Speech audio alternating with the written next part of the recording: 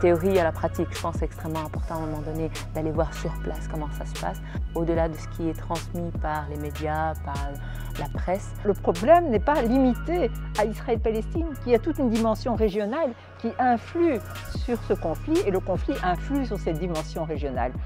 Aujourd'hui, nos participants ont eu l'opportunité d'être encadrés dans le cadre d'une journée de formation qui traite des différents aspects fondamentaux de notre projet. À la fois la question de l'interculturalité, qui est un élément essentiel si on veut comprendre la complexité de la société civile israélienne et palestinienne, mais aussi la cohésion de groupe. C'est essentiel de mettre en place une véritable cohésion du groupe. L'interaction entre ces différentes personnes est fondamentale pour un programme comme celui-là. Parce qu'on ne peut pas se rendre en voyage au Proche-Orient si nous ne sommes pas un groupe soudé, prêt à faire face à des questions particulièrement complexes. D'ailleurs, on a vu vraiment un groupe assez hétéroclite se mélanger, échanger non seulement sur les questions qui sont liées au programme de formation, mais aussi sur leur background, sur leur passion, sur leur hobby et ce qui les ont amenés à s'investir dans le cadre de ce projet. L'idée, c'est que suite à ce genre de journée de formation, les participants accumulent toute une série de connaissances liées à la situation sur place et de préparer au mieux ce voyage qui va être un voyage intense, extrêmement enrichissant et qui nécessite d'aller sur place avec certaines connaissances pour véritablement appréhender l'ensemble de la complexité à laquelle ils vont être confrontés. C'est de pouvoir partir en Israël-Palestine et de faire l'expérience de ce qu'on a vu en théorie avec les intervenants. C'est essentiellement de nous accompagner dans la découverte d'un monde qu'on ne connaît pas et que cette découverte soit porteuse de nouvelles compréhensions, de nouvelles grilles de lecture du monde qui nous entoure. De continuer à approfondir mes connaissances, vivre dans les tripes le vécu des Palestiniens, des Israéliens. C'est surtout de découvrir un nouveau monde et que les découvertes qu'on aura sur place nous permettent de mieux saisir les enjeux de la région et de revenir serein de cette expérience.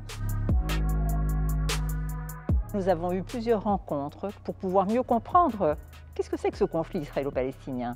Qu'est-ce qui fait qu'on n'en sort pas et qui sont les acteurs de ce conflit. Ce qui m'a marqué dans ce projet, c'est que j'ai eu l'occasion de rencontrer des intervenants qui permettent d'avoir un regard complet sur une situation complexe et qui permettent aussi de comprendre que ce qui se passe au Proche-Orient a aussi des implications ici en Europe et a toujours été lié aussi avec l'histoire d'Europe. Les participants ont eu l'opportunité de rencontrer Dominique Vidal, journaliste et essayiste français, qui a eu l'opportunité de circonscrire le cadre historique en apportant des éléments factuels qui permettent d'appréhender la conjoncture politique en Israël et en Palestine. Ils ont eu l'opportunité de rencontrer Théo Cohen, qui est un enseignant français, qui participe au programme Parallèle Historis, qui est un programme européen, qui propose une démarche assez singulière qui consiste à traiter le conflit israélo-palestinien au travers d'un double narratif. Le double regard, je trouve ça extrêmement intéressant comme démarche, peu importe l'objet de l'analyse, qui permet de faire preuve finalement d'empathie, de se mettre dans la peau de l'autre. Je pense que c'est vraiment une démarche qu'il faudrait investir en tant qu'adulte, citoyen, élève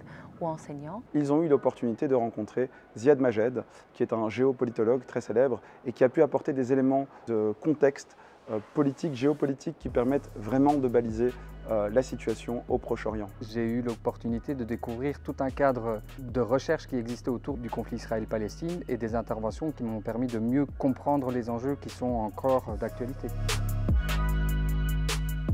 Je pense qu'il est extrêmement intéressant, c'est de pouvoir transmettre la démarche de nouveau aux jeunes, de dire au fond, au-delà de ce qu'on pourrait vous raconter dans de la presse. C'est extrêmement important d'avoir une démarche d'analyse critique sur qu'est-ce qui se passe, qu'est-ce qui s'est passé, qu'est-ce qui amène à un tel conflit, comment on pourrait lire les choses autrement que par une approche très binaire, les bons, les mauvais, comment on pourrait analyser les choses un peu plus loin et avoir un regard critique dans notre quotidien au-delà du conflit israélo-palestinien, comment avoir ce double regard, comment avoir cette analyse critique des choses, qu'est-ce qui s'est passé, qu'est-ce qui a engendré, quels étaient les éléments culturels, le contexte historique, comment on le vit actuellement et dans quelle perspective on pourrait évoluer.